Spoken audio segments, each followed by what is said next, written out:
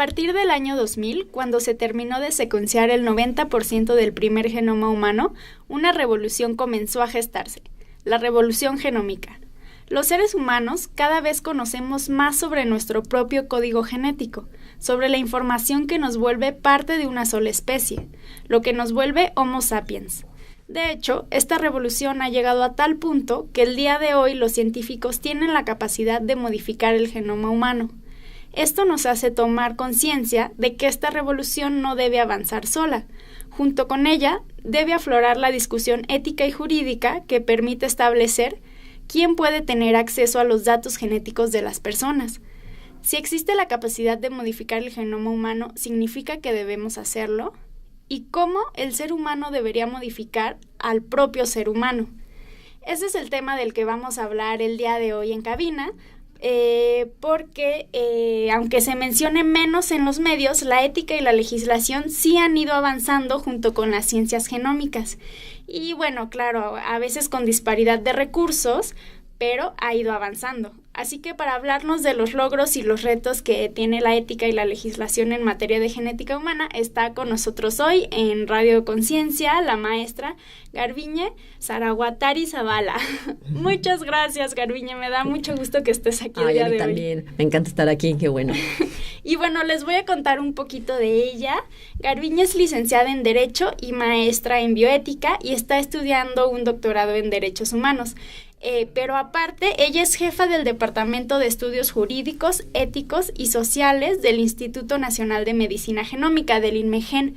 Entonces, pues seguramente tendrá muchas cosas que contarnos acerca de los retos a los que nos enfrentamos y de lo que ya se ha hecho. Y bueno, me gustaría que empezáramos hablando un poquito, Garbiñe, sobre qué actividades realizan en el Departamento de Estudios Jurídicos, Éticos y Sociales del INMEGEN. Claro que sí, Amapola. Pues bueno, antes que nada, platicarles un poco que este departamento ya existía desde que se creó el INMEGEN en el 2004. Claro que no tenía el mismo nombre, sino tomaron el nombre en inglés, como originalmente el proyecto Genoma Humano fue acompañado de esta especie de departamento de asuntos éticos, jurídicos y sociales, pero en sus siglas en inglés, ELSI, Ethical, Legal and Social Implications. Entonces, bueno, pues al crearse el INMEGEN surgió también un área similar. Y desde el 2010 ya tomó el nombre de Departamento de Estudios Éticos, Jurídicos y Sociales, y de hecho hasta jugamos con las iniciales para que sea ejes, ¿no? Entonces, así como un eje rector, esperemos, claro, de pues todos los retos que nos faltan y además pues los ejes importantes que son, por un lado, la regulación, pero pues la regulación sin contemplar el aspecto ético y el aspecto de justicia, pues se queda hueca, ¿no? Entonces, como los dos tienen que ir de la mano. Y entonces, pues yo tengo el gusto de estar en este departamento desde el 2010. Y pues ha sido un desarrollo el que hemos visto en el departamento, aunque pues con poquita gente, porque pues realmente es difícil también que gente de ciencias sociales sepa que puede incorporarse a este tipo de institutos, ¿no? Como que la gente tiene la idea de que solamente trabajan biólogos, químicos, médicos, ¿no? En los institutos nacionales de salud. Y, por ejemplo, antropólogos, sociólogos, psicólogos, pues muchos nos conocen que pueden incorporarse, ¿no? a este tipo de áreas. Entonces también pues aprovecho este espacio como para hacer esta invitación a la gente que está interesada en analizar estos aspectos científicos, porque no solamente en el EJES pues queremos enfocarnos al aspecto del genoma, sino pues todas las demás implicaciones que van de la mano del desarrollo científico y tecnológico, ¿no? Por ejemplo, pensarnos en la inteligencia artificial, ¿no? Que un día va a ir de la mano también con los temas del genoma y pues toda esta información que se va a usar con Big Data, por ejemplo, y luego si esa alimenta las inteligencias artificiales, etcétera. Entonces, nos queremos ir como adelantando a panoramas y no solamente quedarnos como en la parte biológica, ¿no? Porque pues ya vienen muchos retos y la ciencia va rapidísimo, ¿no? Entonces, pues lo importante es que la gente sepa que pues todas las ciencias sociales y humanidades pues tienen mucho que decir con respecto a estos temas, ¿no? Que luego es difícil, pues sí, recordar nuestras clases de biología y el mecanismo de la célula, etcétera. A mí como abogada, pues me cuesta trabajo todavía entender toda esta parte de que si los codones, que si cómo se conforman o las variantes genéticas, etcétera, ¿no? Pero es apasionante cuando uno se mete y dice uno, bueno, pues no solamente tengo que saber de mi área o de lo que estudié, sino poder ver el fenómeno con otros ojos, pues es maravilloso. Claro, pero aparte es una sinergia para ambos, ¿no? Porque también tal vez ustedes tienen que pues empaparse de la parte biológica, pero también los biólogos, médicos, matemáticos, toda la gran variedad de profesionales que están ahí en el INMEGEN, pues tienen que empaparse de la parte legal y ética. Sí, que además, por desgracia, pues muchas veces la gente dice, hay parte legal, ¿no? Nos van a coartar la libertad de investigación, qué horror, es pura prohibición, ¿no? Y también sería interesante que, como dicen los biólogos, químicos, etcétera, pudieran ver que si hacemos una adecuada sinergia no tienen que ser prohibiciones, ¿no? Sino simplemente que se entienda el papel de la regulación como para proteger a las personas, ¿no? Entonces decir, bueno, pues no es que se quiera estorbar a la libertad de investigación o se quiera obstaculizar, sino al contrario, se puede usar al derecho como una herramienta para establecer reglas claras y que eso genere justicia en un futuro, ¿no? Entonces, sí, también invitamos así a la gente de las ciencias duras que puedan tener esa otra mirada, ¿no?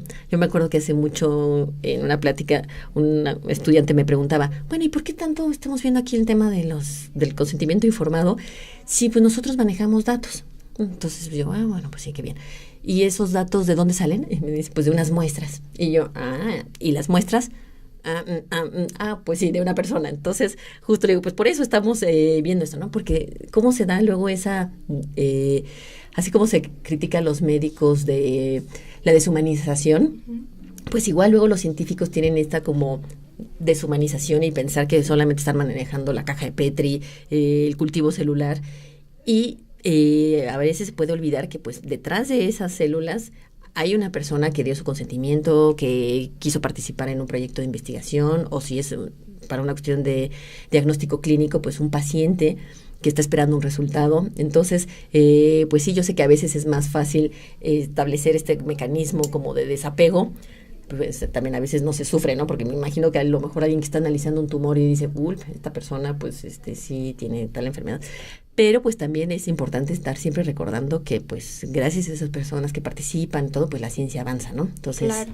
Y que la misión principal pues debe ser velar por los derechos humanos de esas personas, ¿no?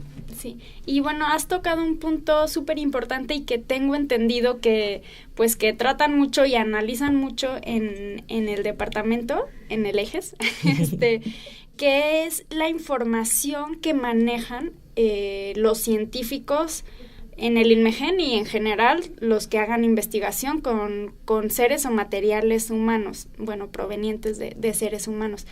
Y es pues la privacidad de toda esta información genética que se genera del estudio. ¿Quién puede acceder a mis datos? Y pues ¿por qué habría que proteger la información genética de las personas?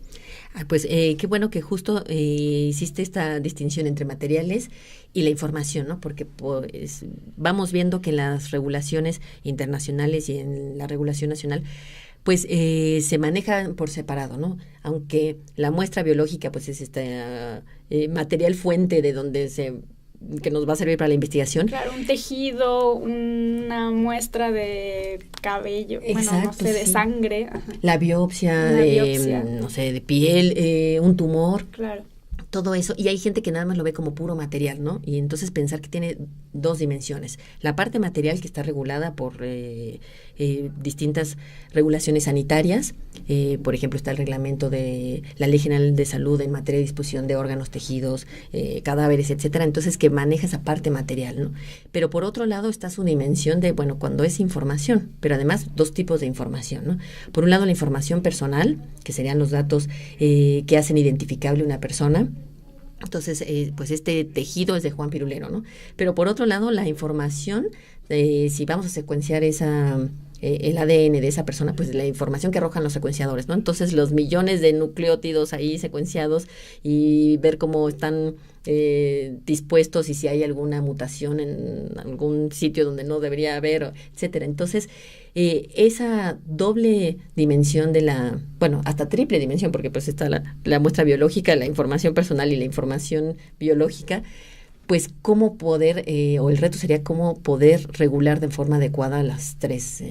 ¿No? Entonces, por un lado, nuestra legislación sanitaria, pues sí regula esta parte del material físico tal cual, pero de la información, pues bueno, contamos con las leyes y reglamentos del Instituto Nacional de Acceso a la Información Pública y Protección de Información, del INAI, y entonces, pues, donde se protege a la información personal, ¿no? Entonces, por ejemplo, cuando una persona accede a participar en una investigación, pues sí se le debe hacer mucho énfasis en el consentimiento informado de que su información personal no va a ser dada a conocer a nadie, que su información, pues de hecho, va a estar muchas veces disasociada de la muestra.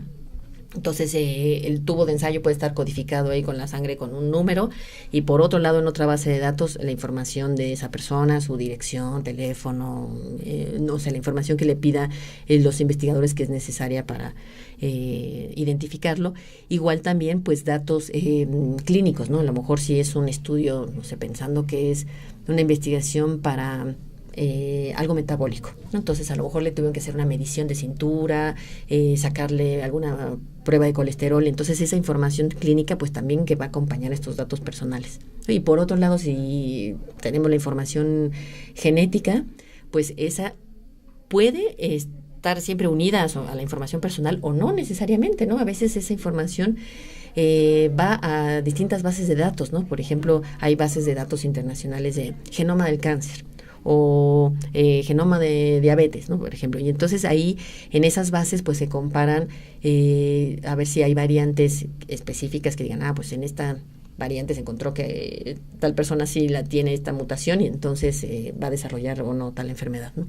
Entonces, por eso ya está como más complicado en estas leyes y reglamentos del INAI, pues sí se menciona la información genética, ¿no? Pero en aspectos generales. Entonces, habría que ver qué contenido se le va a dar a esa disposición legal, ¿no?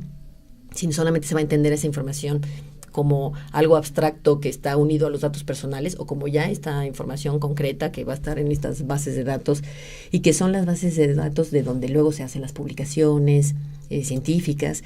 Y entonces, pues que también los participantes sepan que su información no porque esté publicada en un artículo científico, qué variantes, por ejemplo, si se hizo un estudio con 200 personas, no van a aparecer los 200 nombres, ¿no? Sino que la gente se quede tranquila de decir, bueno, pues aparecerá que, pues de este grupo de 200, pues tales tuvieron variantes para tal enfermedad, ¿no?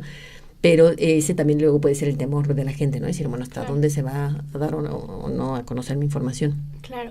Oye, Garbi, y justo ahorita que estás mencionando este temor de la gente a que se conozca su información, tal vez en el aspecto de datos personales, por cultura o porque se ha hecho más difusión en este tema, nos podemos imaginar por qué es importante que se protejan nuestros datos personales, ¿no? Nombre, dirección, teléfono, nuestros datos personales en general. Pero ¿por qué es importante proteger la información genética? ¿Qué le podría perjudicar a una persona que alguien sepa que tiene la variante tal en el gen X? No, pues buenísima pregunta porque por ejemplo, hay la regulación internacional está tratando de incidir en que los países adopten regulación contra la discriminación. Entonces, que alguien supiera esta información, no sé, por decir, un proveedor de servicios de salud o una aseguradora. O incluso que un patrón, por ejemplo, dijera, bueno, yo quiero secuenciar a todos mis trabajadores y saber qué variantes tienen, ¿no?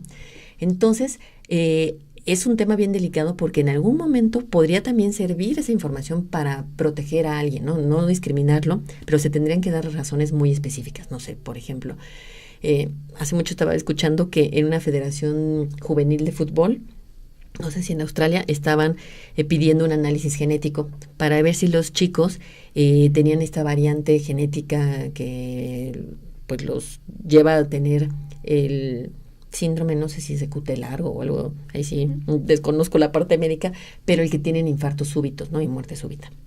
Entonces, pues mucha gente decía, es que pudiera ser discriminatorio porque entonces no los están dejando jugar. Pero pues también por otro lado dice, bueno, pero pues en lugar de ser atletas de alto rendimiento, pueden ser atletas recreativos y no ponen en riesgo de esa forma su vida, ¿no? Entonces, y además pues se le puede avisar a esa persona y a lo mejor a su familia, ¿no? Entonces pudiera evitarse su muerte y la de alguien más, ¿no? Entonces, ahí por eso es que se tiene que justificar muy bien, a lo mejor decir, bueno, no vamos a secuenciar todo el genoma, sino alguna parte en donde queremos saber si tienen esta variante, ¿no? O en una fábrica, ¿no? Que a lo mejor si están en contacto con un químico que detona tal enfermedad, si se tiene tal variante, pues decir, bueno, pues sí se tiene que justificar porque se va a hacer este screening, ¿no? Por decirlo. Pero en otros casos, pues es bien peligroso, ¿no? Que esa información esté en manos de gente que pueda usarla para discriminar, para negar servicios o para poner una prima más alta, por ejemplo, en un seguro. Entonces sí, por eso la gente tiene este temor. En Estados Unidos, de hecho, hay una ley, la ley GINA, que es la Genomic Information Non-Discrimination Act, que es esta ley para evitar la discriminación. Entonces va dirigida específicamente a aseguradoras, a proteger a los trabajadores. En México, pues tenemos la ley para evitar la discriminación que dice que nadie podrá ser discriminado por sus características genéticas, pero está en términos muy amplios. Ahí a lo mejor podría hacerse mancuernas si en algún momento se reformara, no sé, la ley de seguros y fianzas o algún tipo de, o la ley general de salud también especifique algo, bueno, que tiene un apartado sobre que no se debe hacer discriminación con la información genética, pero a lo mejor concretarlo más de que no se pueden negar servicios conociendo esta información, ¿no? Claro. Bueno, y aquí también me gusta mucho cómo planteaste este tema, porque justo vemos cómo lo ético y lo legal se unen, porque tú misma hablas de cómo una misma información genética se puede usar para discriminar, pero también para darle un beneficio a las personas, ¿no? Enterarme yo qué tal que tengo esta variante que me pone en riesgo de hacer un ejercicio de alto impacto y yo puedo tomar la decisión de mejor prevenir y no hacerlo. Entonces me gusta mucho cómo planteas pues que no es que haya siempre un negro y un blanco, sí, sino que por eso es necesario discutir, no utilizando el término como pelear o negar o prohibir, sino poner en la mesa, o sea, todo lo bueno y todo lo malo que se puede lograr con esta nueva tecnología que ya está, ¿no? aquí a la vuelta de la esquina. Y también hay un aspecto que es si las personas quieren saber, ¿no? Yo no sé, por ejemplo, si yo ahora pienso que no me gustaría saber si tengo, no sé, predisposición a desarrollar Alzheimer, pero quién sabe, tal vez en el futuro pueda cambiar mi opinión, pero ese también debería ser un derecho a las personas, ¿no? Decidir si quieren o no saberlo. Sí, totalmente. Está bien interesante esta parte que destacas, porque sí es un reto para el derecho, ¿no? El derecho tiene toda esta función así como de decir qué es negro y qué es blanco, ¿no? Y de pronto dar esta margen de, bueno, pero habrá cosas que caso por caso se tengan que evaluar, como por ejemplo este tipo de, si se hace un screening a un cierto grupo de personas asintomáticas. Entonces, ese es el gran reto del derecho, porque ya no puede ser así, ya no somos sociedades uniformes, homogéneas, donde todos creamos lo mismo, todos tengamos la misma visión. Entonces, por eso es que el derecho tiene estos retos y pues tiene que estar de la mano de los principios éticos y en constante debate, como bien dices, porque si no, pues nos podemos quedar muy atrasados, ¿no? Y el derecho ahí parece que luego corre detrás de la ciencia, ¿no? Así, espérame tantito. Y pues el derecho a saber o no saber es un derecho bien importante. Luego alguna vez me he topado con comentarios de gente que dice, ay, bueno, pero si ya te hiciste un análisis genético, pues obvio quieres saber. Pues no, es que no todo lo quieres saber, ¿no? A lo mejor te haces una prueba diagnóstica para saber si tienes predisposición a cáncer de mama, pero no necesariamente quieres saber si tienes predisposición a Alzheimer o si tienes predisposición, no sé, algún tipo de enfermedad mental o condición de salud que te vaya a poner una condición discapacitante para el trabajo, etcétera, ¿no? Entonces esa es la parte que sí se debe respetar, ¿no? Que por eso es tan importante que previo a una prueba y posterior a una prueba diagnóstica se le informe a las personas, y por eso existe esta figura del asesoramiento genético, ¿no? Que la dan especialistas en genética, o sea, médicos con especialidad en genética, para decirle a la persona qué se puede esperar de la prueba, ¿no? Porque pues luego hay pruebas que se hacen hasta directas al consumidor, las famosas pruebas que se ofrecen al público, pero pues no van acompañadas, ¿no? Con toda esta explicación, y es bien importante que la gente sepa previamente de, bueno, qué puedo encontrarme en este panel que me estoy haciendo de genes que se van a analizar. Pues puedo encontrar lo que estoy buscando y hallazgos que no quiero, ¿no?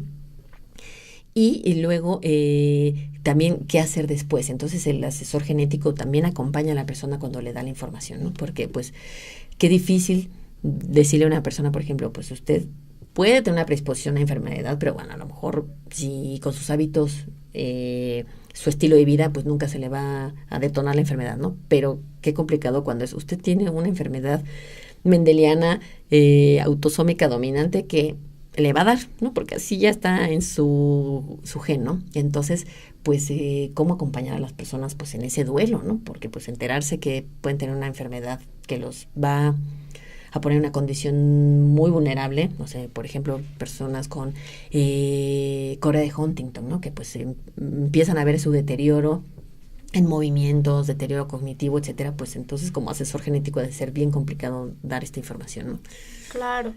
Y bueno, que justamente aquí en estos temas, pues también entra luego el aspecto de reproducción, de la reproducción humana, ¿no? Si yo sé que tengo esta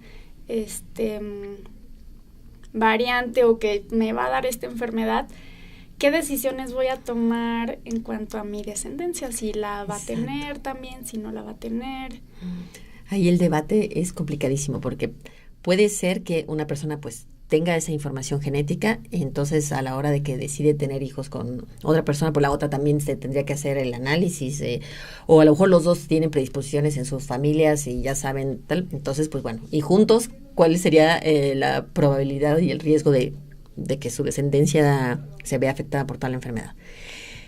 Y luego, eso pues bueno, previamente se pueden tomar decisiones, ¿no? Pero también cuando ya está concebido y el producto de la concepción se hace un análisis, esa es la parte complicada, ¿no? Porque ¿cuál va a ser la enfermedad que se hace? ¿Dónde está la línea entre que esta enfermedad es inaceptable porque va la esperanza de vida de esta futura persona está pues bastante, va a ser una calidad de vida muy baja, por llamarlo de alguna forma, suena muy terrible, y o una enfermedad que a lo mejor dicen, ay no, yo no la quiero tener, ¿no? Entonces ahí es cuando dice uno, sí se tendrá que poner una línea, ¿no? Claro. Porque, por ejemplo, ahora en Inglaterra están muy preocupados de que a raíz de los análisis de diagnóstico prenatal, pues mucha gente está decidiendo no tener hijos con síndrome de Down. Entonces dice uno, bueno, pues qué parte tan terrible, porque se supone que estamos en sociedades muy inclusivas, donde cada vez estamos haciendo más énfasis en que nuestras diferencias no nos deben de distanciar, debemos incluir a las personas con a mí no me gusta la palabra de capacidades diferentes, pero con las distintas discapacidades que se puedan tener, etcétera. Y de pronto estamos estableciendo mecanismos de, no, pues si van a ser una persona así, mejor interrumpo el embarazo, ¿no? Entonces, sí es un debate. Claro. Y ahora se hace más, porque ya hay más formas de hacer pruebas diagnósticas que sean menos invasivas, ¿no? Claro. La amniocentesis, y ahora también con la sangre de la madre, ahí se le puede sacar sangre y ahí vienen las células circulantes del producto, ¿no? Entonces,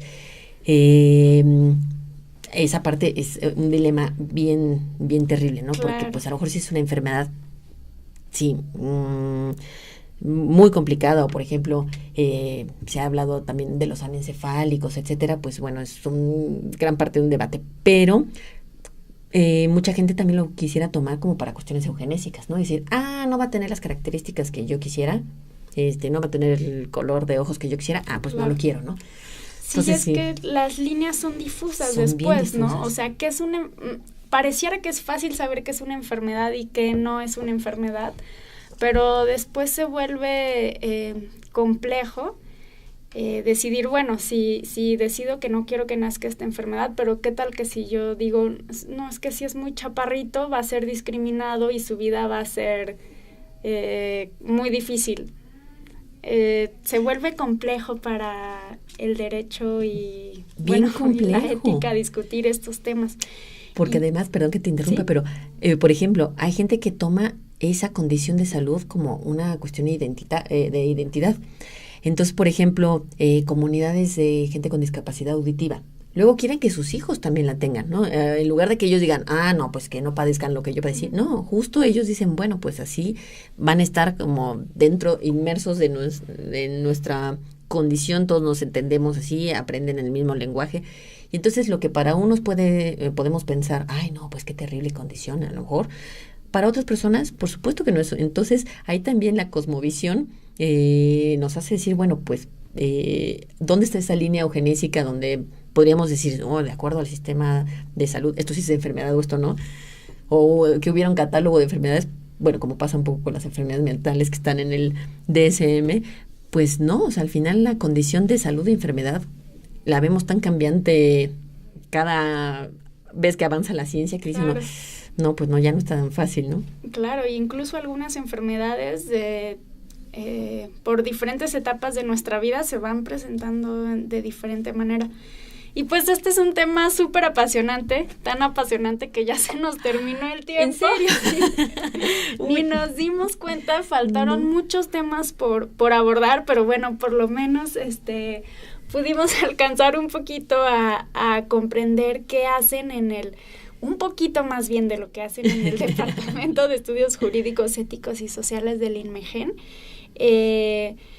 Pues nos quedamos con muchas ganas de volver a platicar pues, más sobre el asunto. Por supuesto que yo encantada, y para que también pues vayan conociendo y alumnos de, por ejemplo, de servicio social que quieran acercarse al INMEGEN o si no, la gente en general, pues que se meta a la página del instituto, porque ahí puede encontrar material bien interesante. Claro. Entonces, sí, y hablando del material, qué bueno que lo mencionas. Este tema es importante, bueno, que lo sepamos todos, pero también los niños. Entonces hicieron un cómic con el protagonista del Dr. Gecko. Es fabuloso, me encanta. Sí, yo también soy su fan. Chistoso, sí, soy fan del Dr. Gecko. Y pues está en internet. Sí, en el canal de YouTube del instituto, o hay una página que se llama ¿De qué estamos hechos? Y ahí aparecen todos los cómics. Claro, y pues búsquenlo. Hay un cómic dedicado específicamente a estos temas de ética y legislación de protección de la información genética. Pues muchas gracias a todos los que nos estuvieron escuchando aquí en las oficinas. Bueno, estuvimos transmitiendo desde las oficinas del Consejo Nacional de Ciencia y Tecnología en la Ciudad de México. Muchas gracias a la maestra Garbiñe Zaraguatari, ¿si lo pronuncié bien? Sí, Zaraguatari Zavala, por estar. Muchas gracias. Amapola, no, pues yo encantada y pues nos veremos pronto. Claro. Nos escucharemos más bien. Nos escucharemos y sigan escuchando toda la programación de Radio Conciencia.